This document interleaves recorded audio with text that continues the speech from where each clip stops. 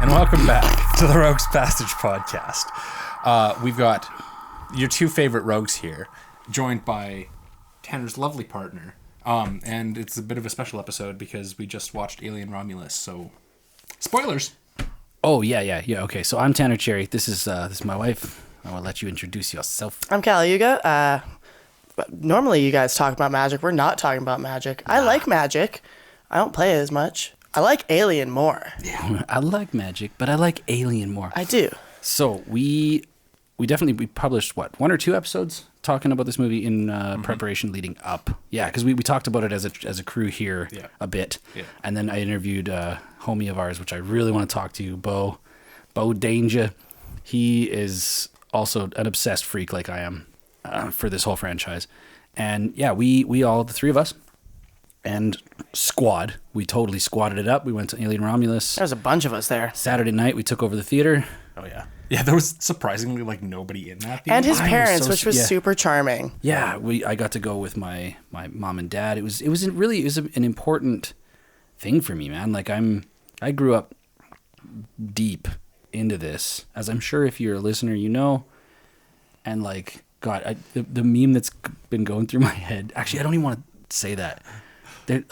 Okay, so I got notes. All right, we got through the movie. He literally sat on the cropper for like a half an hour today, and I was concerned that he fell in, and he was just writing notes while he was taking a shit. So yeah, like as Brando said, this episode is for people who have seen the film. Yeah, because we're going to be talking about it in depth. Yeah, or if you don't care about spoilers, then like, because we're going to be really delving into what is that called? The Cliff's Notes. We can give you the TLDR. Yeah, like, I'm not going to do the like frame by frame like. Just tell you the whole movie, but I am going to tell you about the stuff that I really loved and stuff that I didn't. Yeah. Cough. So Fede Alvarez, you know, if you're watching, if you're watching, throw a beer bottle at the camera. No, not at all. Okay, I had some moments. I had some moments in the film where I ended up like it's just like fuck. These are like the quintessential things that I was hoping that didn't get touched on or didn't happen, and it did. At the time, it pulled me out a little, and it made it difficult for me to appreciate how actually good that film was. Yeah, because there was talks beforehand about like them not wanting to touch like the other films. Yes, it's supposed to be its own standalone film that didn't really touch any of the other films. That is, I think, it's on me. I came in with preloaded expectations because the director and writer said, and I guess, I don't know, maybe I'm gaslighting myself. I need to go like back in the internet archives and figure out if I'm actually just making this shit up. But I know that like he started out talking about writing this script and doing this movie as like he's obsessed with the first two films and that's what he wants. He wants to make something that feels like that again, but he didn't want to like he didn't want to make a story that was connected to the other movies. He wanted to just make a isolated, independent story that fit in between the two. And ultimately, what we'll be getting into in this whole discussion is the fact that it was very, very tied to other films. And I do feel like I was present with you watching those videos on the couch, like leading up, because obviously you were super stoked and I was super stoked and trying to like fill our heads without like spoiling shit too much, which is another issue. Like even like the couple, like the week or whatever leading up to going to see this movie, you freaking out because it's like, it's one thing to be involved in Facebook groups for your own specific fandom. Like I am at fault for this too. Like I'm a huge Final Fantasy VII fan. So when Rebirth came out, I basically had to turn my phone off, delete Facebook, like scroll very carefully sort of thing to avoid spoilers. It's a minefield. Yeah, but you had mentioned that like even some things that like the merch that was released. Oh, and yes, the NECA toy line. Yeah. Is spoilerish. Yeah. And that's been happening a lot because that happened with the new Godzilla and X-Kong film where like the big secondary monster that was like hinted at got spoiled out of the toy line. I can't remember the name of it. Like the big ice dragon thing. It's been out for months now. I'm not spoiling you on that. Wow. Really? Really? Now? There was no spoiler warning there, Brandon. There was a spoiler warning at the beginning of this. I'm out. Yeah, they have a problem doing that. Hollywood needs... Well, it's not really Hollywood, but it is kind of Hollywood. It is Hollywood. They need to get their crap together about like not spoiling things ahead of time. But I think a lot of them don't care anymore because it's kind of like the internet is just like It's impossible. Like, It's impossible. so I'll talk about the spoiler that I was subjected to a good month or 90 days before the film came out, was the fact that the big chap, like the alien from the first film that Ripley jettisoned out the airlock of the, God, what is it called? The escape capsule is not the Nostromo. I think it's called the Narcissus. And she blows that thing out the airlock with the harpoon or whatever, right? And then at the end of that film, it's like, it's one of the reasons why the fucking first two films are so good, because there's so many tiny things that are left up to your imagination, right? Now Fede comes in and makes this movie, and he like directly ties it. Now, we just sent a search mission to go scoop up the alien that's floating around to see if it's still alive, and lo and behold, it's a like encased in its own crap or whatever. I don't know, maybe. Well, no, that was a part of the issue too, where it's like the way that they did it. It looks like it's fossilized, and then the toy that they released, they called it a fossil. Yeah. And the way that it looks is a fossil, but then there's the scene where they're talking to, not Ash. Rook. Sorry, yeah. The scene where they're talking to Rook, and they're like, and he's like, yeah, like this thing tore the ship apart and everything, and like that was it. And it's like, but this thing, like, it's confusing. That's one thing I have a lot of questions about, is like the thing that I thought was spoiled for me was the fact that the big chap, like the alien from the first film, was like a returning character, right? And I was like, like I thought he said he wasn't going to tie it really to the other films in any way, and now all of a sudden we've got the fucking alien on this new ship. And when you finally get to the point of the movie where this synthetic is essentially like, its only role in the film is just like, I am the exposition dump. Like he only opens his mouth to like sort of inform the viewers of the plot. And he barely opens his mouth, to be fair. If we can just talk about that for a hot second. If the fact that they can create deep fakes that are so convincing for Donald Trump and Obama and things like that, and then to have them bastardize this character and have the lip movement be so digital and so bad. Yeah, if you've seen the film, you know what we're talking about. Ash from the original film, portrayed by Ian Holm, he's passed away, so they decided to recreate an android, like a synthetic human that was the same model as him, but there was an actor, I guess, that was there doing it, and they just used AI like they did in Tron, like they did in, you said Rogue One, I guess, who was talking about Rogue One? Somebody said they did it in Rogue One. I think that was Mike. I don't know. Yeah, they did it in Rogue One, just at the end. Well, and also, they've done it in The Mandalorian. They did it in the recent Much Indiana better. Jones film. Princess Leia as well, because she passed away in the film. Right. Those. Yeah, no deep fakes that have been done have actually been that great so far. They've had moments where it's like, okay, yeah, but it's always, and it might just be a little bit of the uncanny valley thing. Almost every single time that they've done this, it hits that point of like, you realize this person doesn't look like this anymore.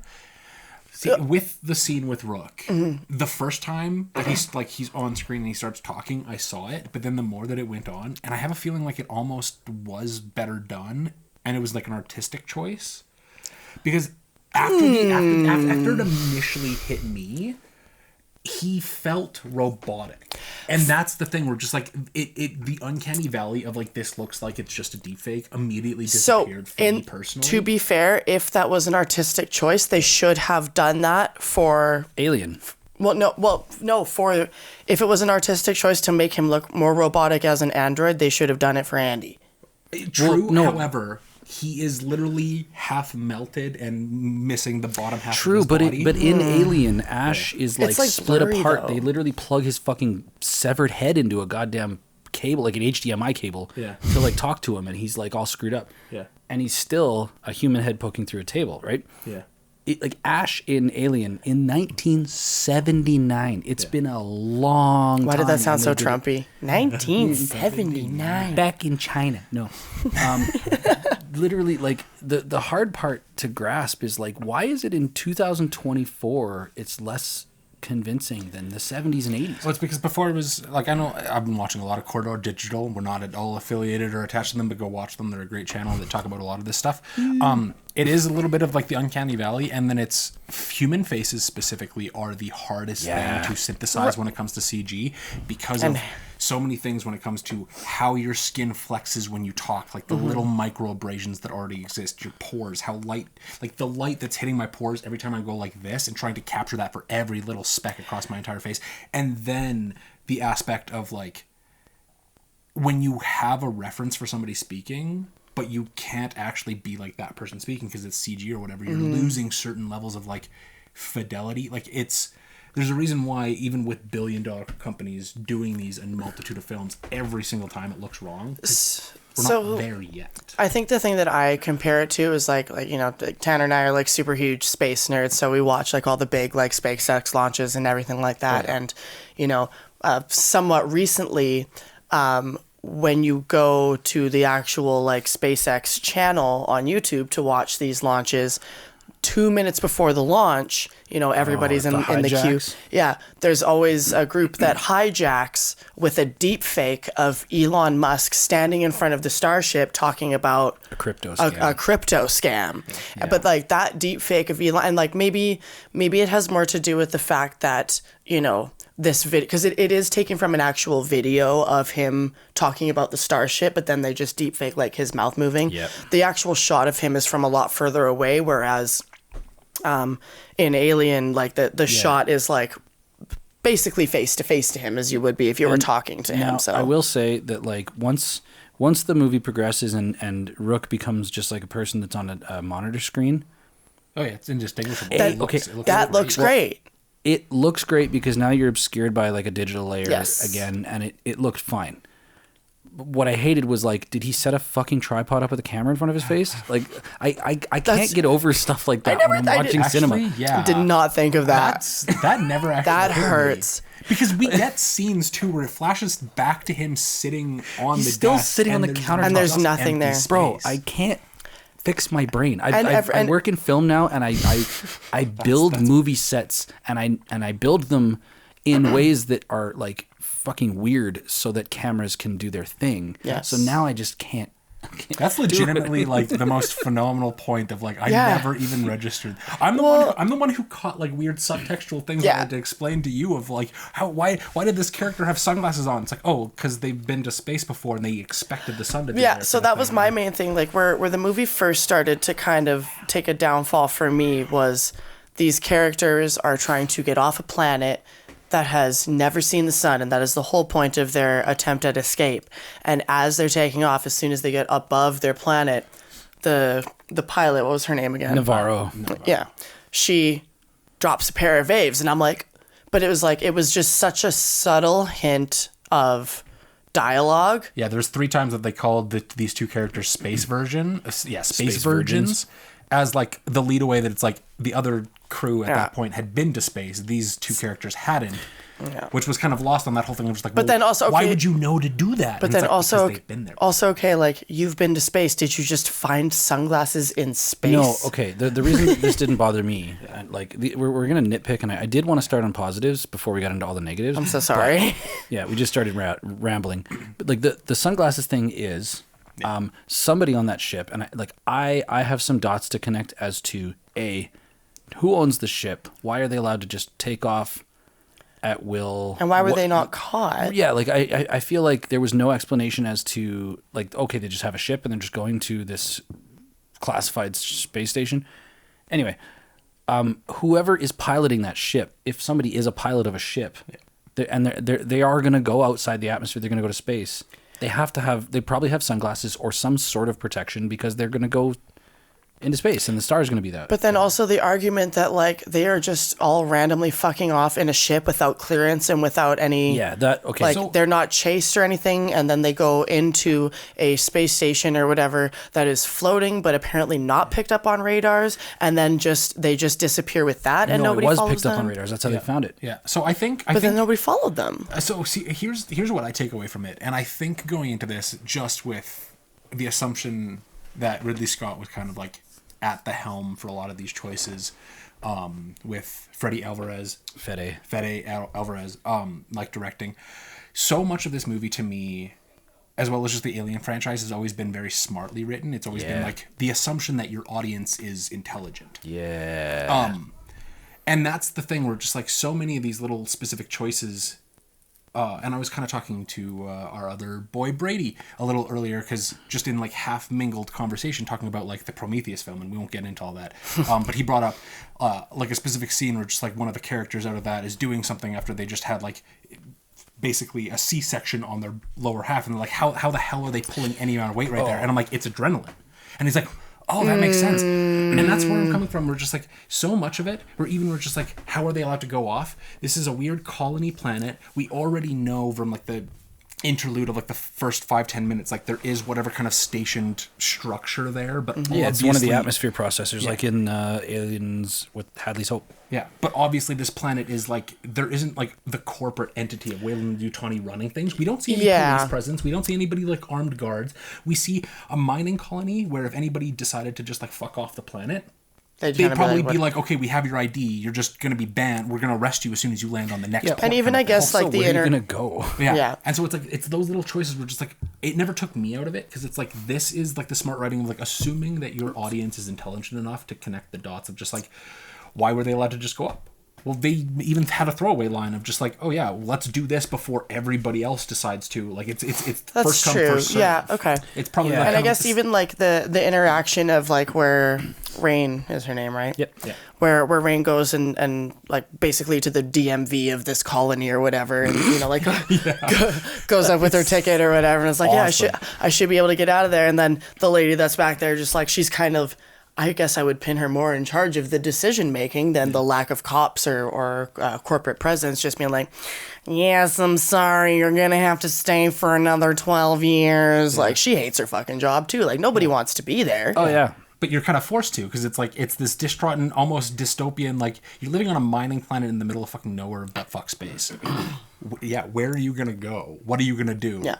You're kind of stuck with the shit that you are, and like, that for me, even throughout the film, because on a high note, before, like, intermingled with the low notes, so much of this film to me felt so purely smartly written. Like, so many aspects of it seemed like they were just like, this is like perfection. And then there was a lot of notes throughout the movie where just like you could tell Hollywood influence. That's kind of how I felt as well. I felt like overall the script was like, it understandably was written like a horror film with young actors, right? Like a Cabin in the Woods type situation. Yeah. Or is that one that gets weird? Yeah, that's the one that gets weird and is like more of a comedy than. Anyway, no, like Your Friday the 13th. Insert your Nightmare on Elm Street. Your old school slasher. Right. Flicks, now, but it felt like there was like studio intervention for things, right? Yeah. And I'm looking at you, Ridley Scott. Producer. Like, one of the absolute gods of cinema in my world, right? Like, he directed Alien. He directed Blade Runner.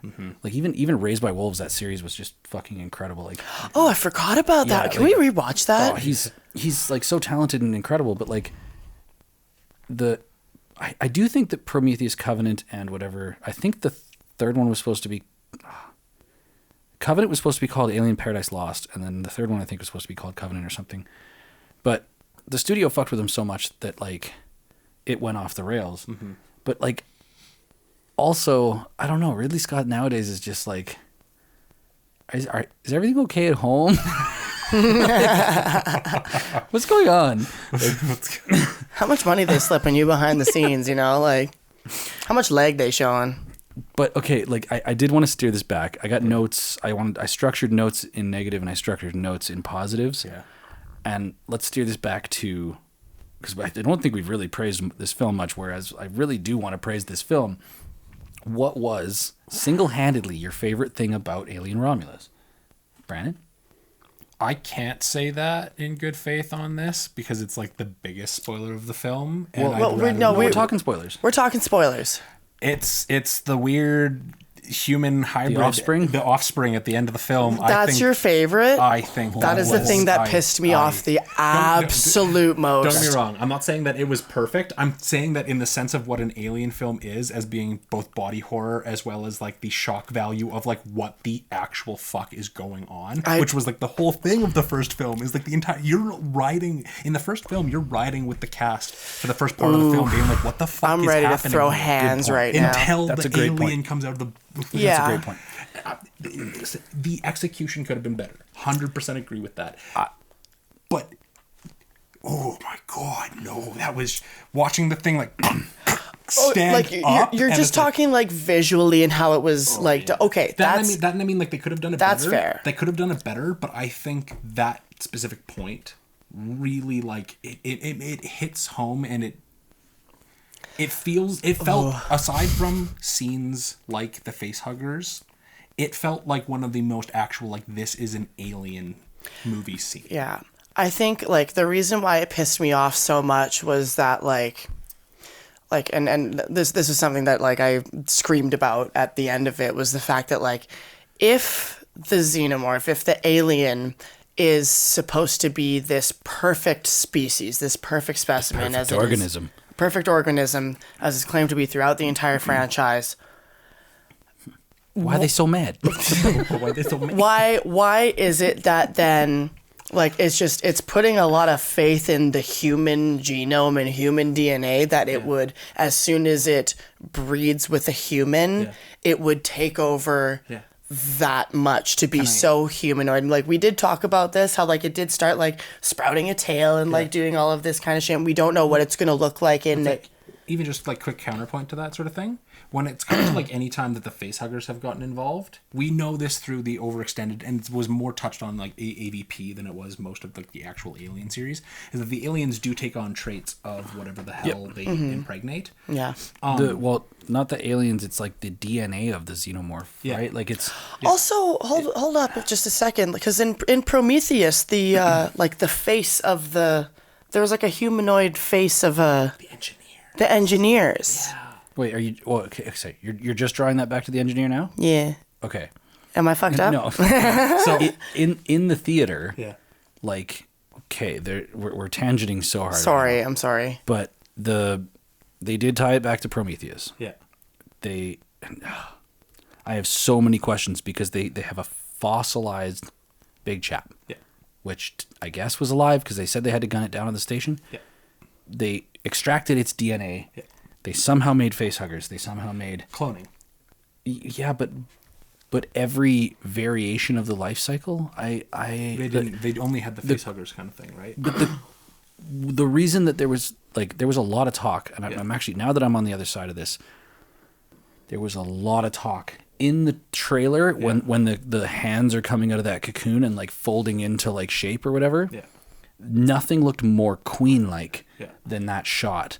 And there was a lot of talk of like, there's a shitload of facehuggers on this station. There's a hive. It's all been shown in the trailers. We're going to get a fucking big reveal on a queen. Yeah. Mm-hmm. And I was very surprised to not see that. But also, like, this, because I knew that the big chap was returning in this, and that was where this Weyland-Yutani science team extracted the DNA, started this whole thing in motion. Yeah. My thought was like, how the fuck do you take a warrior and get a queen? How the fuck do you take a warrior, or like a drone, right, and get a facehugger? Like, that was like a little stretchy for me, was the fact that they can just take a drop of blood and then like produce all of these different variations of the entire life cycle that like facehuggers require an egg, the ovomorph, right? Like that a queen lays. Like in Aliens, fucking bless like Ripley's character so much. She's the first one that connects it, right? Yeah. She counts all of the colony members and she's like, okay, like there's all these eggs. Where the fuck did the eggs come from? Yeah.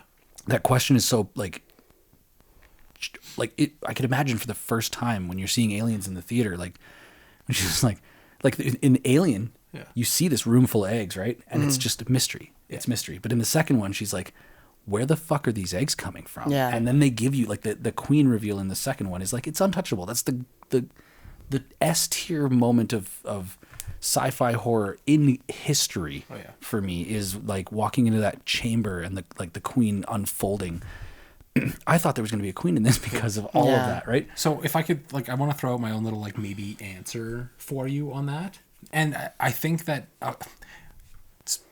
there's a hard moment of, like, an exposition dump, and I think they kind of missed the mark on what they were actually trying to, like, give you on that exposition. One of the scenes when it leads to, like, them finding the facehuggers and all this stuff is they walk into a bioengineering lab. Yeah, that's all frozen, right? Yeah, well, the whole thing was, like, they were bioengineering, and then there's a couple like, lines from Rook, where he's specifically talking about, like, that they were working on this. So they get the DNA from Big Chap, and it's still a little unclear whether Big Chap was actually, like, came back to life on the ship or not. We need to see this movie again. We need to see this movie again. Well, yeah, because we talked about this, like the alien that was like hanging up when Right, Rook looks up, and it's like stuck in all the. Yeah, Andy looks up, and there's an alien caught in the ceiling in the wires that's dead, and it's the one that like has rained acid down through the floor. But yeah, continue. So it was in a bioengineering lab, which they were like working on trying to do like the whole like perfect organism sort of thing. So it's like if you were to like clone a moth, like it's in its moth state, but you were to clone it, take its DNA, like start growing the embryo from scratch, it's not going to start as a moth. It's going to start as the caterpillar.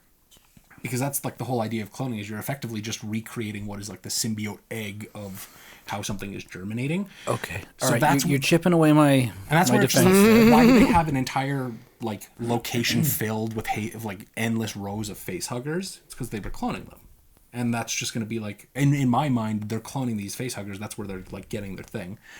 Then when it comes to like the How did that DNA work for them? Hey, yeah, and then when it comes to like the DNA like being overwritten, like you were kind of talking about, because it wasn't an alien reproducing with a human in the normal fashion. It was this weird.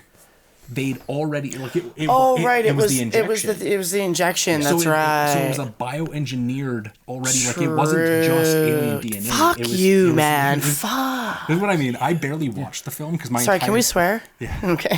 This is Lady Jessica drinking the water of life. I was like, I went into it studying it because I knew I was going to end up watching it like 3 or 4 times, and I generally do that these days. Like I study a film and I'm like paying attention to like the little nuances. I feel and like I details. did too, but like my like Disney brain was picking up on the wrong things, you know. Well, I mean, because you like both as went soon into it with like, this is Alien, right? well, and it was like as soon as things started to kind of go on that downhill slope, as like it's like as soon as that happens, it's like your brain switches and it's like, oh god, what next? And then Yeah. it kind of picks up and it goes back to that like that classic Alien vibe, and then all of a sudden it gets super Hollywood again. You're like, what the fuck, man? Like, Yeah. so like going back to your original question of what was like What was your favorite? what was your favorite thing? My favorite thing, and like I looked at you immediately as this happened. It was at the very beginning of the film when the opening credits were still rolling.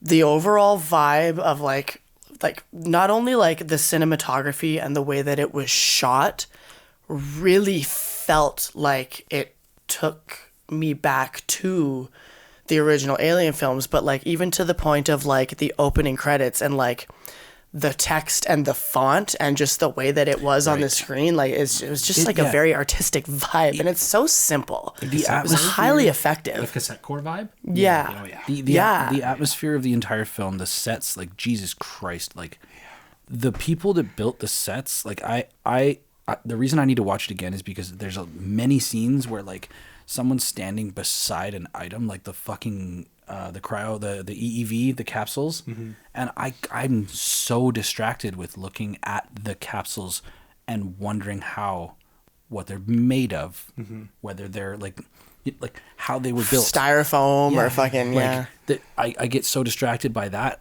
and I'm gonna have probably like 3 showings. I'm probably gonna have to watch it 3 times before I really fully take it in. But like, of the things that I could praise the most about this film is like, never did I feel like I wasn't on that space station or whatever. Yeah. Like it was the immersion of the atmosphere and the location was incredible. And like to be fair, the acting was phenomenal in every regard. Yeah, I did feel like, well, even the dude, what was his name? Bjorn, the shitty dude, the guy, the super British accent, Yeah.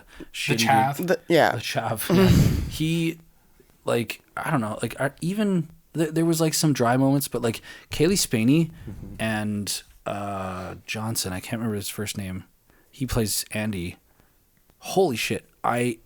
actually really, really dialed in on the brother and sister, like the sibling, not only the sibling relationship between those characters, but the complication of the fact that one of them is as a glitching out synthetic, that like they've developed a relationship, but the fact, especially when Navarro and Rain are on the ship, and Navarro's like, you didn't tell him that you were going to leave him behind. And she was like, I didn't think there was so much depth. Those characters were written wonderfully. There were times like the guy that played Andy, you fucking take the crown. Like the acting was phenomenal. On the shift between like glitched out Yeah. version, Yeah. and he gets his little upgrade, and he's immediately like right into like David, like old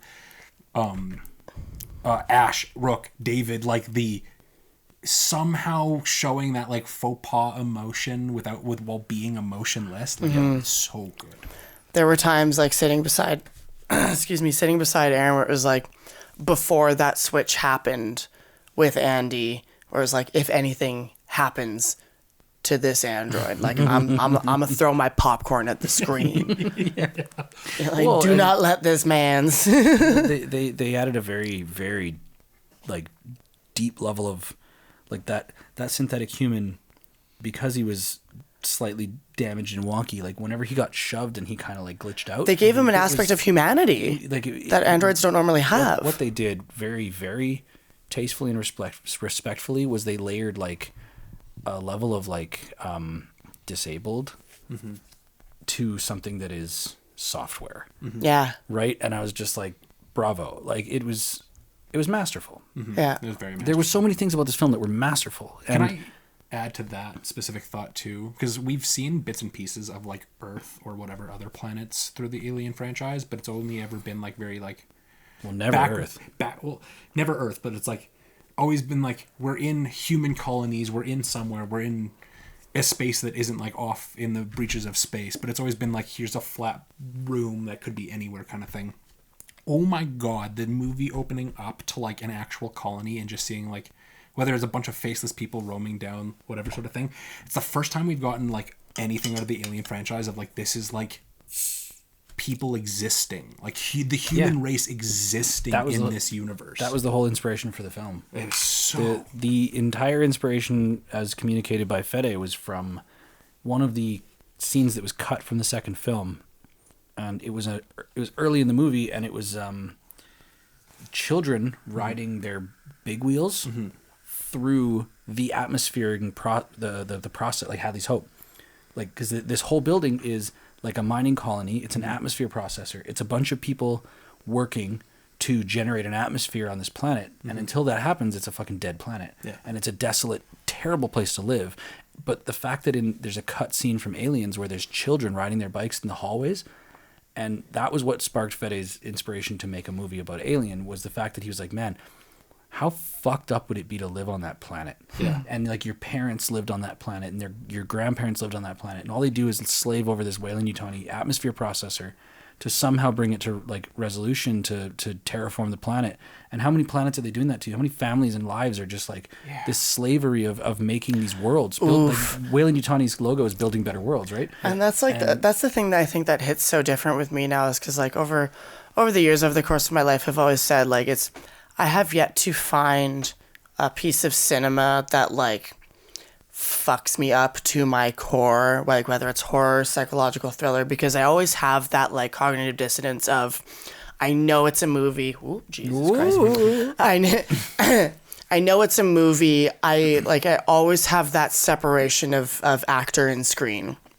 But now that I'm a mother, scenes that deal with childbirth, parenthood, torturing of babies or children or kids locked in a basement or like anything like that shit kind of hits differently. So then when it came to, at the very beginning where it's just like, oh, this chick's pregnant, like my first thought was like, well, she's gonna die, because that's just how horror movies want to like go. But when she gets shoved off that ledge, when Kay gets shoved and she like hard hits that metal grate as she's going down, I started crying. it was literally I literally started crying. like, you fucking harm that goddamn unborn child, Yeah. and I will mess you up. And I mean, look, they did. Of course they did. And then obviously like the whole like birthing scene and everything, I'm just sitting there like, Jesus fucking Christ, they went there. Like, Yeah, it's tough. And, that shit hits different now. but honestly, like, I will say one of the things I'll shout out Fede for in a recent interview that he did with Perfect Organism, I think, like the podcast. They were asking, there were people early on that were like, why the fuck are you putting 22-year-olds in this movie? Like, Alien has always been a more mature cast. And he was like, that was the one thing that he wanted to do to set his thing apart, was like, it's always been somewhat of a mature cast. And he said that, like, what I want to do is I want to tell that story from the Weyland-Yutani, the children running their bikes around this atmosphere processor, the kids that they're still innocent-ish, but also he said, like, you react like from somebody. Fede is a fucking slasher horror film director, and he's like, you don't give a shit if Buddy gets stabbed 63 times if he's 83 and he's had a good life.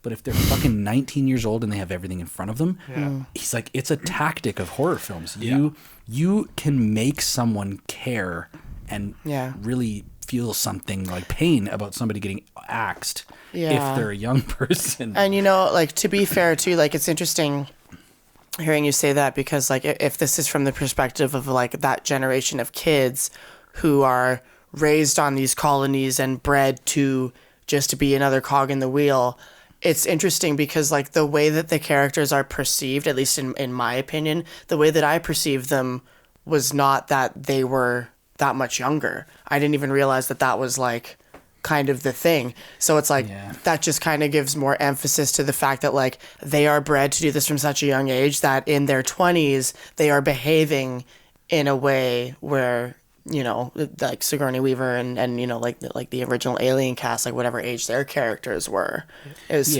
similar. To be fair, like I think Sigourney Weaver was 28 when she filmed the first Alien. She was still in her 20s, but the cast in general was not a young group of people, right? Yeah.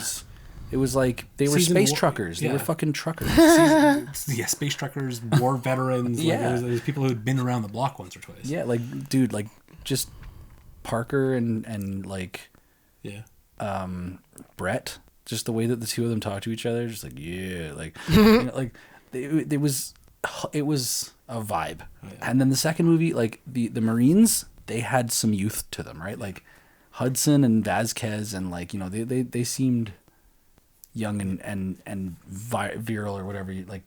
Is that the word I'm looking for? I don't know. Viral? Virile. I think infectious. I think it was kind of another one of those things where just like smartly written for like an intelligent audience, but needed the little bit of exposition. Where just like the basis of them going up to the station and doing all this thing is it's teenage, young adult, but it's teenage rebellion. They're all trying to run away. It is. And like hearing you like give a little bit more perspective, whereas like because when I first walked out of the theater, my brain was so focused on the plot device after plot device after plot device, and like there was definitely a lot of choices that were made by characters that if you walked into a fucking cryo chamber full of things looking for enough juice for shit, and the entire floor is filled with some random fucking fluid in a cryo chamber, and you just hop all willy-nilly into it, like there's a lot of that in the movie for me that really pulled me out. Prometheus was I think the worst offender in all of these for characters doing shit that no one would do, let alone a fucking science officer, like somebody who's at one point afraid that an alien, or afraid of like potentially alien life in one scene, and then 8 minutes later being like, oh hey little guy, like the hammerpede comes up or whatever, right, and like flares its head, and he's like, oh look at you, hey little, like, and you're just like, stop, like fucking stop, like no one in their goddamn ever, like, and the Alien franchise has always showcased people doing things that are rational. Like, okay, the thing that pissed me off, that really took me, like, because I felt there's a scene in Alien Romulus where they have to, through some plot devicey reasons, walk through a room of face huggers at a certain temperature, sound, try not to disturb the facehuggers because they'll die, right? Would you answer your cell phone in the middle of that room? Because that fucking character Tyler did. Yeah. He fucking picked up his phone and started talking to Kay. Yeah. That was one of those moments where I was like, you set this up a little divicey, but the suspense of it was actually fucking cool. The suspense was cool, and like very like alien isolation-y, like yes, that was great. I couldn't believe that he just stood there and talked on the radio, and everybody else is like looking at him, and all the facehuggers are looking at him, and it's just like they got real cute in that scene though. They were like super calm, and they're just like, what's up? What's up? Like the facehuggers acting was incredible. Yeah. Oh, they were on point. They were probably the best actors in the entire movie. They definitely were. I'll just jump in and I'm slamming the film in one frame, but I'm gonna I haven't talked about my favorite element. Yeah. My single-handedly the favorite thing of this film that I feel like most people that are hyper ingrained like me will have appreciated was the fact that the one thing that Fede took a big chance on was defining a piece of the life cycle of the alien, the standard legacy regular life cycle that has been around for 50 years.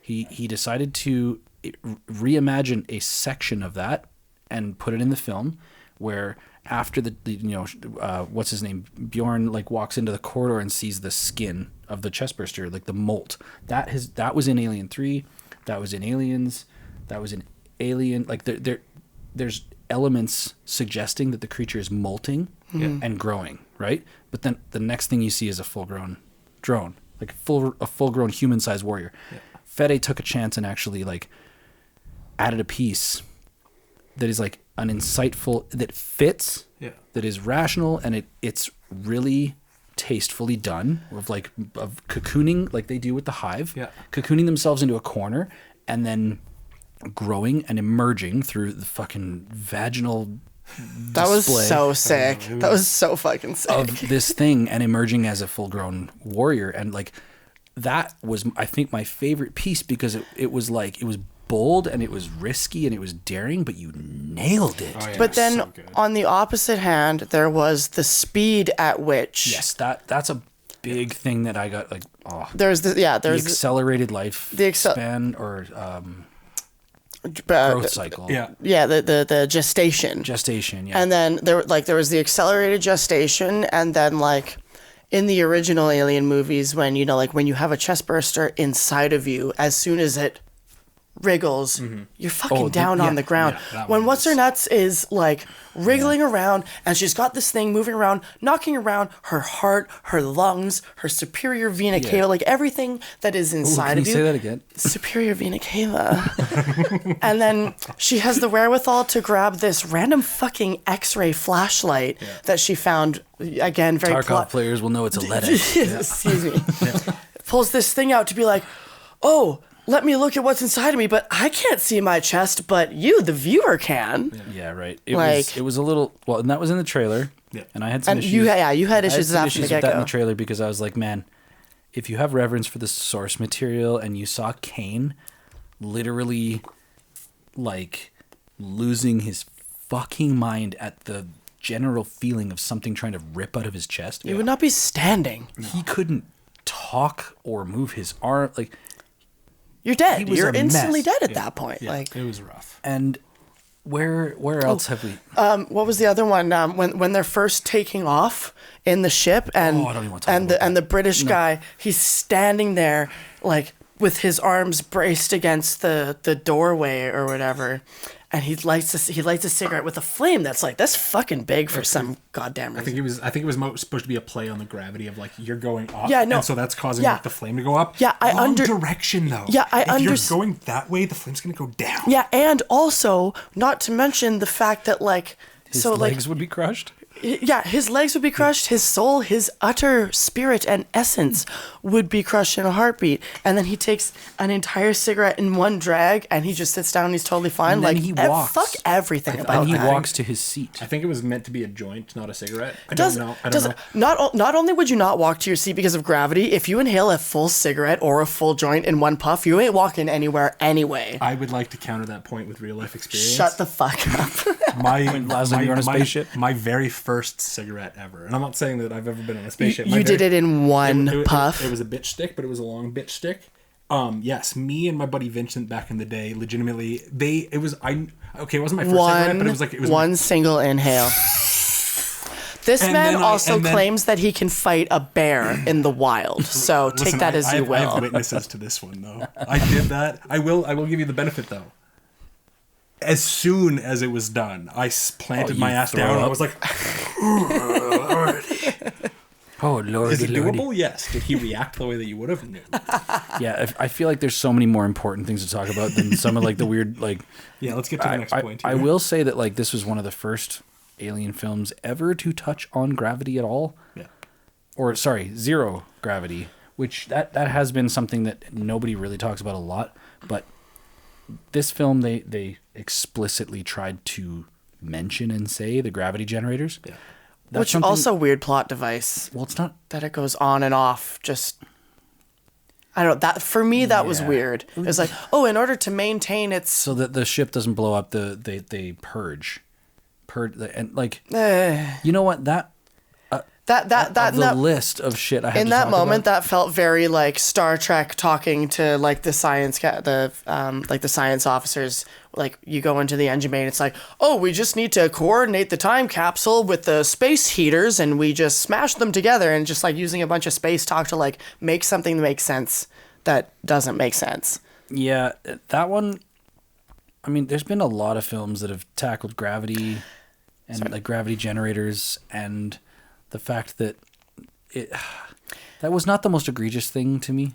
The another part that bothered me about the gravity thing is that like when Rain is like in that hallway and like gravity is about to let go again and she's like shooting the shit out of all of the xenomorphs and everything, and then gravity lets go again. This perfect organism they just let go. They're not hanging on. They just let go.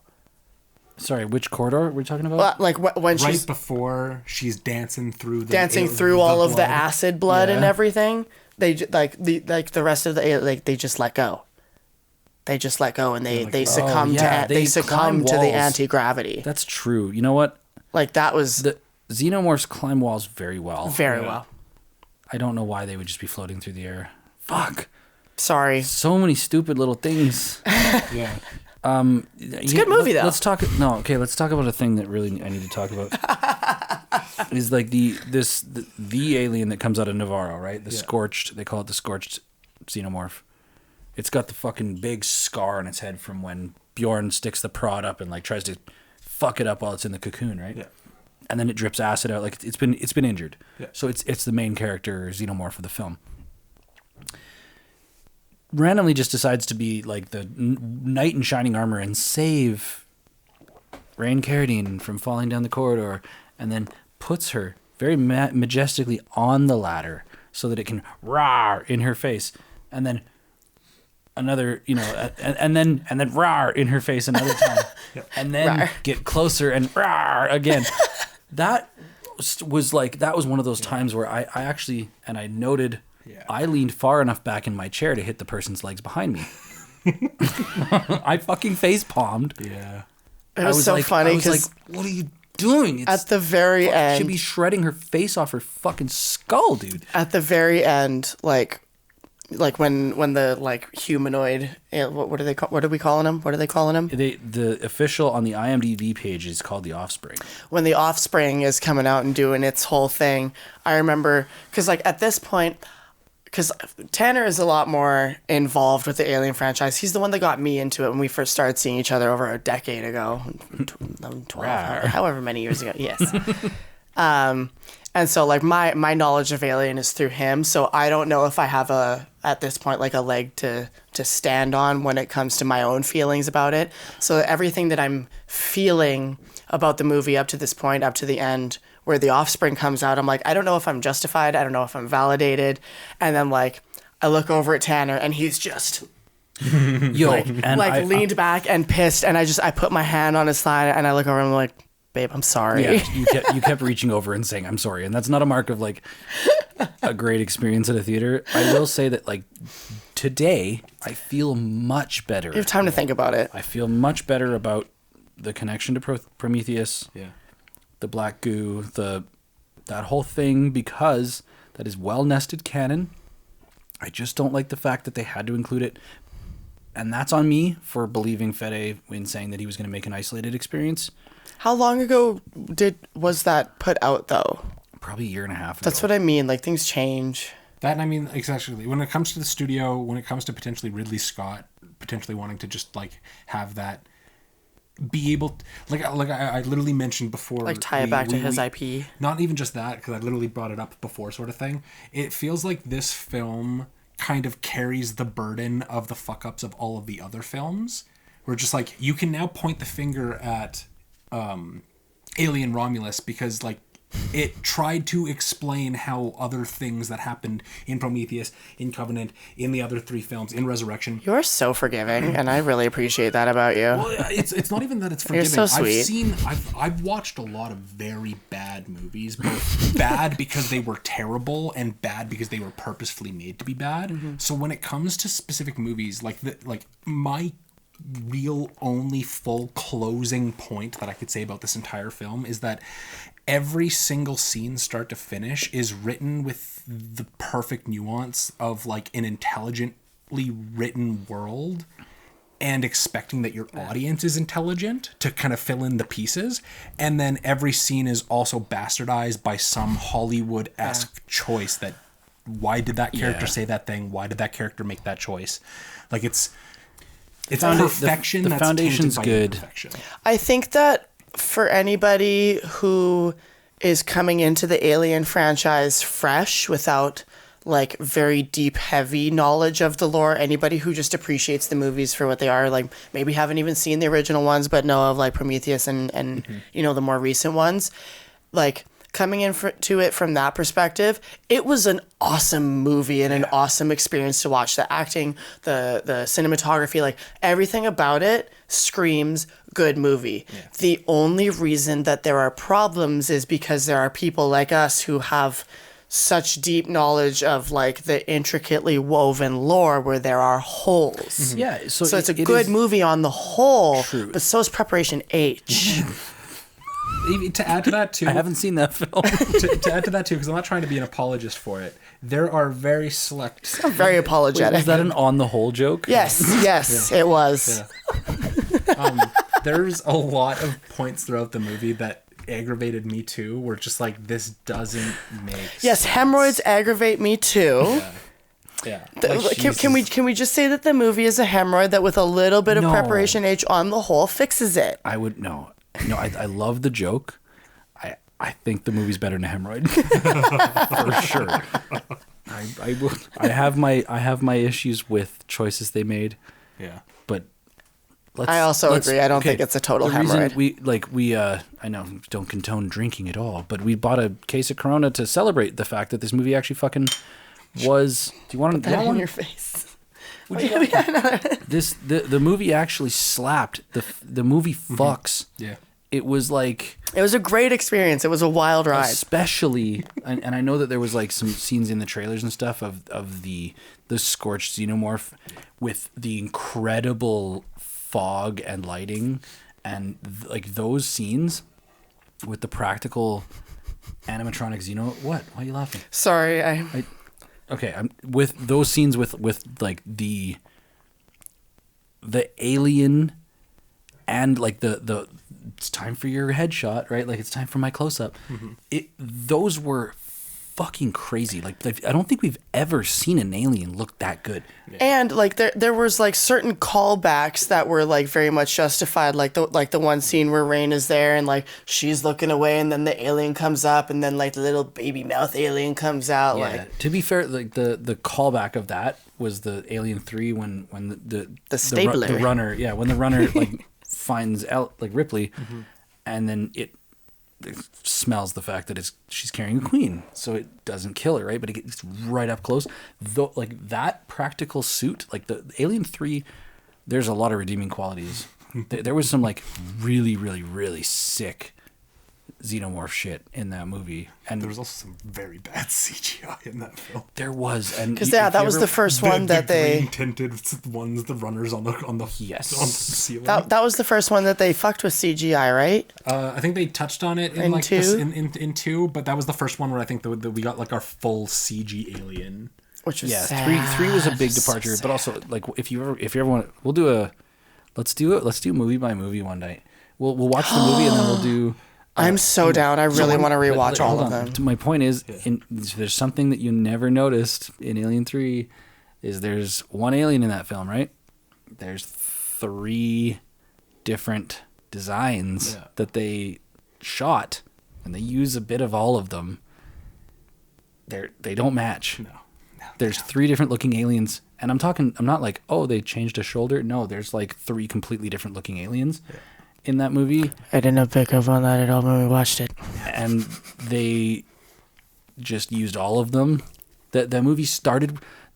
Oh, you want to get into Alien 3? That movie. Here we go. That movie started production, building sets of like a Buddhist monk temple, and that's where the fucking film was going to take place. Was in a temple, and they shot a bit of that, and then they fucking destroyed all that and restarted. There was so much bullshit about that movie, and but they used shots from all sorts of shit. Dear God, like having the knowledge that you have now working like film and like on The Last of Us and everything, and you coming home just like describing the things that you and the rest of the crew have built, only to be completely torn to like Not used. millions of dollars of materials just turned to rubble and dust, and then to hear that about Hundreds of millions, really. yes, to hear that about like, oh, they built this crazy temple and it wasn't even fucking you. Like Hollywood. Yeah, Alien 3 was a shit show. And I from everything that I've heard, David Fincher went through the absolute gauntlet and was shit. They shit down his throat the whole way through that thing, and he doesn't even want to talk about Alien 3. He won't even talk about it. Mm-hmm. It's something that he just wants to wipe his hands clean of. Yeah. And that's like it's got to be crazy being on that side of filmmaking, right? And like I know, Well, because you're having your arms tugged in every direction too. Yeah, David Fincher was like he hadn't even done any movies at that point. He was like a commercial director, but he had like this crazy style. And apparently, like while he was making that movie, all the people that he was working with were like old guard, all of the costume designers, all of the art directors, and they were like, "Who the fuck is this guy? I'm not listening to you." And they were just bullying him around and like wouldn't let him do what he wanted to do, and like it was just terrible. It was a horrible experience. Then that's why that movie is so disjointed. There's literally things in that movie where like a character does something and then they just like never appear for the rest of the film. Like they like. I think it's Golic or whatever. Like he ends up letting the alien out. Mm-hmm. He ends up like letting them out of that room, and you just never see him for the rest of the film. It's just like it just got so screwed with that it's just it's a thing. It's a vibe. But to bring it back to Romulus, we are what we wanted to keep this to about an hour. We're at about an hour. We've hit our hour peak. We've hit our hour, but I have some things that I would like to touch on before we can't touch on them. I wanted to talk about things I loved. The life cycle was my favorite part. The facehugger scenes were legendary. The facehugger scenes. Everything about the facehuggers, especially the stuff in the water. Yeah. I can't believe how real that felt. Yeah. When they fell out of the little like sacks that they were incubating in, and they just fell into the water, and then they just sort of like made their way.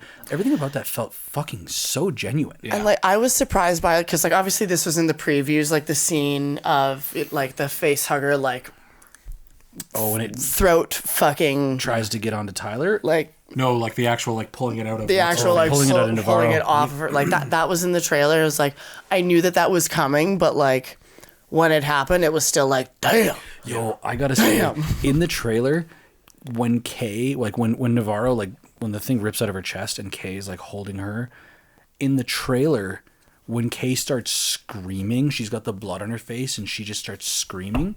In the trailer, it goes to that fucking tinnitus sound. Yeah. and it just is tinnitus while she's screaming, and then it's all these other things, and the rest of that piece of the trailer is all just like silence. Yeah. That was like so epic. But hold on, let me finish my point. But in the theater, when she just unloads that blood curdling scream and you get to hear her scream. Yes. Oh my god, that was so So- impactful. I'm so sorry. I just realized something. At the very beginning of the movie, the opening scene, the stars, it is silent. Oh, It is that's space. exactly what I was about to say. So there's a moment where you're sitting there and you're like, am I at a Star Wars film?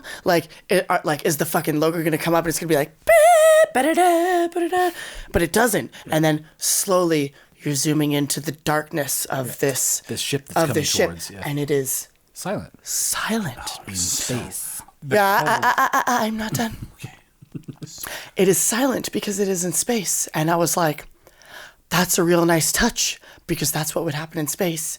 There were other scenes where Where the ship was docking. when the ship is docking and they have their suits on, and Andy doesn't have his suit on because there's no oxygen, there's no nothing. They are talking over comms. They can still hear fucking Andy. Yeah. They can still hear fucking Andy, and he's just talking into the void. Sorry. Explain that a little better. What do you mean? When they're docking and there's no atmosphere, there's no oxygen, they have to, like, the other two guys, they have their spacesuits on. Andy doesn't have a spacesuit on because he's an android. He doesn't need oxygen to survive. They're all communicating through the comms in their fucking helmets. How are they hearing Andy? Because presumably because he's a synth and everything is Weyland-Yutani. Or presumably because he's 3 feet from someone with a microphone. Well, if you've No, decompressessed and you're in what is If you're essentially a vacuum. no, his you are voice- speaking to other people through the Inside of your closed helmet, surface of your helmet. Yeah. Okay. Rationally speaking, I would assume, and this is Oh, it's stretching, bro. he is a synth. I would assume that. Yeah, he's being got Bluetooth. I would assume that would be basically it, right? Is that he can communicate? What because would it's it be? all Weyland-Yutani. Like, Would it be technology, right? 13G at that point? Okay, so here, but wait. Here's the thing. So 5G he now? so at that point he had the disc put in Yeah. to make him able to access the thing so that they could dock. Yeah. They had not necessarily fully docked with the other ship yet. Yeah. So he would not necessarily have communication as a Weyland-Yutani. No, he still was. He was just an older model. No. You're missing what I'm saying. Yeah.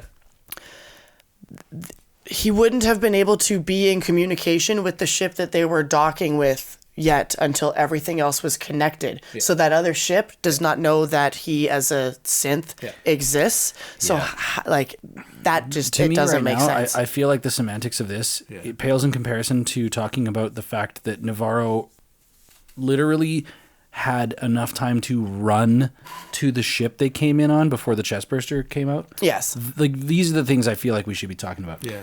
Like, number one, the acceleration of, yes, she got a face hugger on her. Yeah. And they cleverly devised a way to get it off, which I feel like the very first film sort of made it canon that, like, if you try to remove it, you'll kill the host. Yeah. Right? Yeah. It's feeding it oxygen. Like, they literally said, Ash and Dallas, they said, if you remove this face hugger, the host will die. Kane will die. I feel- And in this movie, they were like, well, what if we did this? And then it worked. I was a little There was a annoyed- little hold bit of on. dialogue in there that, like, it was something along the lines of, like, because it was soon enough and it hadn't, like, fully, like, they tried to disposition it. They fucking tried to do that thing, which Yeah. I don't like. And because then it worked, right? And then all of a sudden, Rook is like, 60-40. yeah, but it's 60-40, already it's implied. probably already happened. And I'm like, come on, Yeah. man. Like, Kane gets face hugged in that film, and he's Did you just verb that? face hugged. Oh, come on, that's canon at this point. Yeah. But Kane gets the face hugger on him from the ship, and he comes back to the thing. That face hugger doesn't come off until the next day. Yeah. And then they're eating breakfast. He's been awake for hours. He's recanting the fact that he's had fine. dreams of smothering. Yeah. Like I'm pretty sure in my recollection of this whole timeline of, like, the gestation period and, like, the life cycle, you got like 12 hours. Now, I'm fucking looking at 12 minutes of screen time. Yep. That was Like that's what pisses me off is I'm looking at 12 minutes before a chest burster comes out. yeah. I'm talking like it's 12 minutes because when they get on they're like, oh, we only have 40 minutes, right? You can't fudge. Like this is the biggest injustice for me that I feel like Fede knows that people are going to be mad at him about, and he did it for pacing. Yeah. And I just don't think it's fucking right. So I agree. And then bring up, because I know you're going to lead into the 40-minute thing. I am. This is probably the biggest stretch when it comes to the like my whole point of like the smart writing is because again it was like, and I'm not trying to defend this because I have the exact same opinion of like that was way too damn quick. But I have a feeling it still feeds into that whole, like, these aren't just regular facehuggers. They were genetically modified facehuggers. Because they never say it. But these, like, there's 3 scenes of them going back and forth between this thing of, like, this is a genetic modified, like, this is a... Oh, I knew you were going to say that. And I know it annoys me too, though. It annoys me too. It's like, it gives it credence. All they needed was a extra line from Rook or something being like, these aren't the regular, like these aren't the natural. They just need beasts. that extra little bit. Yeah. They just need that little extra You can't get beat. these face huggers at Walmart. These are their own specially. Well, these ones homegrown. you kind of can. Yeah, these ones you kind of You can get can. these ones off the internet, Amazon, I think. Because that's where I think so much of it comes from. Even like every period of the aliens moving forward, doing anything, it's all faster than any of the franchises have ever been. And for me, it just sticks in my brain of just like, they've also always been natural facehuggers. None of them have been grown and tested and analyzed and experimented on in a lab, but they never say it. You telling me that they can just do that? Okay. Ripley spends the opening scenes of the third film is there's an egg that happens to have made it onto the escape capsule that they were on. That what triggers the escape capsule from launching away from the ship is that there's a fire. The fire is because the facehugger uses the acid to go through the cryo chamber or the cryo thing, and it gets onto Ripley and it puts like it gets her right. That's what triggers the whole escape capsule fucking off and going to the nearest planet. That's what triggers the fire. That's what triggers all this the fact that Newton and Hudson are dead or Hicks. The movie starts with her getting face hugged. The entire feature film is her doing all of these things over the course of 48 hours or something. Yeah. Like 2 days she has this thing inside of her and it's at the very end that it bursts out. Yeah. This is an established thing is like it takes time to gestate and I don't like the acceleration. Yeah. I don't appreciate the fact that for just the But also if the it is cheapness of- genetically modified and stuff. I just And I think that's lazy, but I think It that's, is lazy, I think that's but what it's- they were trying to go for. I really didn't They're- want my aliens to become GMOs. Okay. Yeah. No, So I completely agree. Still I'm pretty main- sure that is what they did. It needed a line of exposition to make that clear. I'm guaranteed that was the actual like creative thought. I don't agree with it either. still maintaining on the topic of like timing and pacing and everything, and I'm gonna make this my last point because it is 10:30 and I have to be up at 5 for work tomorrow and I really have to pee. The one thing that also really stood out for me that I really appreciated was as soon as they mentioned like the ship was like 40 minutes till impact, I looked at my watch, I took note of the time, it was 11:09, and I was like, okay, we've been dealt a timestamp, let's see where this goes. And they did their best to maintain trueness to the time that was stated. It was 2 minutes off in the end, and obviously like the only reason that would have happened was just like, you know, director's cut, like cutting just room floor. like little bit of cutting here and there, but it was there was timestamps throughout. It was like 40 minutes till impact, 30 minutes till impact, and every time I checked my watch I was like, okay, we're taking this part serious, that's cool. And little bravo to that. Yeah. I don't know the amount of times that they do that in fucking movies, and then it's like it's either 40 minutes that's actually 7 minutes, or it's 10 minutes that's actually 2.5 fucking hours. And it's like, this is the first film I can pull out of my goddamn memory that's ever stuck to their timeline. Where it's I just know. like, you've got 40 minutes until you're fucking dead. And I am the kind of asshole that as 40 soon as a minutes movie later. mentions the time, I'm like, okay.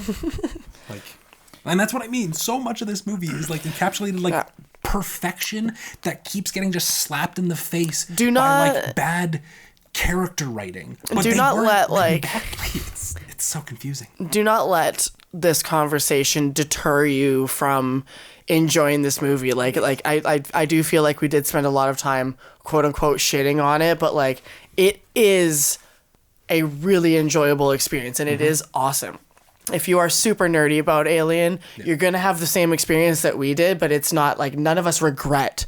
In fact, we're sitting here being like, we need to watch it a second and a third time and like really peel this apart. And that's what a good movie does. I really could have done without the fucking cheap callbacks, like "Get away from her, you bitch." Yeah. You know, like even Rook. That one I kind of enjoyed, though. Rinsing exact dialogue from Ash. Yeah. Like it's lazy. I do feel like that's lazy, and I feel like the people who really care are just like, it's such a cringe moment, man. Yeah. Like in Predators. Yeah. That was fucking. Can we just strip that one from the record?